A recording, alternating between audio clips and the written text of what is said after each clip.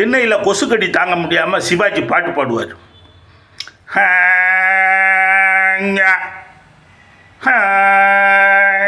அப்படிம்பாரு. பாட்டும் நானே. இவன் ஆரம்பத்தில் இப்படிங்கன்னு கத்துறப்ப உள்ளார பாலையா பேச மாட்டார். ஆனால் அவருடைய முக பாவத்தை பார்த்தீங்கன்னா,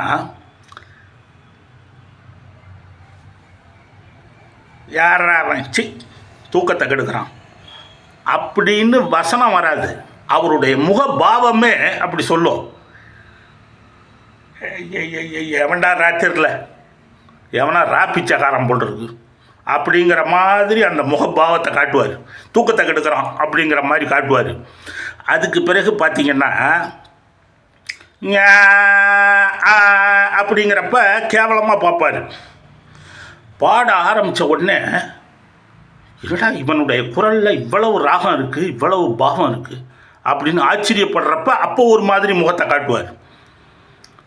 பாட்டும் நானே பாவமும் நானே பாடும் உன்னை நான் பாட வைப்பேனே. எப்படி எழுதியிருக்காரு பாருங்க கவியரசர். உன்னுடைய கர்வத்தை நான் அடக்கிறேன், பாடக்கூடிய ஒன்றை நான் பாட வைக்கிறவனும் நான் தான்டா அப்படிங்கிற மாதிரி, உனக்கு இவ்வளவு அகந்தை இருக்கக்கூடாதுங்கிற மாதிரி சொல்லுவார்.